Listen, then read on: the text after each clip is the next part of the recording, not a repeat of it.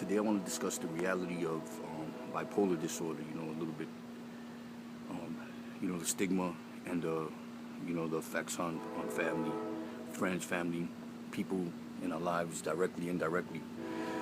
But one of the stigmas is it's they're crazy, they're nuts, they're off the hinges, and meanwhile probably the percentage of with society, friends, family, other people suffer from the same thing every day.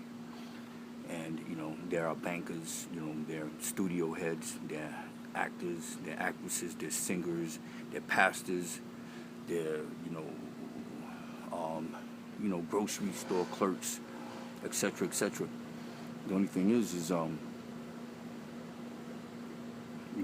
we have this tendency in society, they look good, their status financially, they're doing great, they're holding down a tremendously good job, they're holding down a tremendously good position, they're doing well, and we throw them, we equate bipolar disorder with a person's physical, many people that suffer from bipolar disorder are endearing, charming, very smart, very articulate.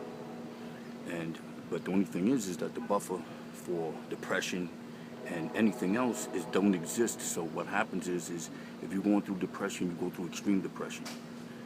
If you go through mania, you just there's no buffer. There's no way to reel you in. You start working out, you work out to the extreme. You get into painting, you paint to the extreme. You don't stop until you go through this deep depression. When you don't go through depression like a normal person.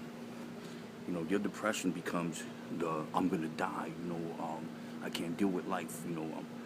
It's the end of the world. So it's just that, I can't get into a clinical aspect. Even though I kind of did, but there's doctors with bipolar disorder, doctors, surgeons, but I just kind of want to discuss this. But it's just, you do not realize the reality of how it affects you because you're in it. You're lost in it. You're stuck in it until you get the psychological help. And there's people right now on Facebook and Instagram and YouTube. They've been suffering from bipolar disorder for years. They're just extreme. I'm just I got attitude. I'm just obsessive compulsive. They just never truly got the help they needed to get for it. But bipolar disorder it can be debilitating because you don't know what to do with all these emotions. You don't know what to do with all these feelings. So a lot of people, in order to control this, they turn to alcohol, drugs, etc. Sex, food. Their jobs. They never leave their jobs. They're obsessively involved in their jobs, and they just go from one extreme to the other. So they don't leave the. They just they immerse themselves in something positive or negative in order for them to deal with these emotions and these feelings.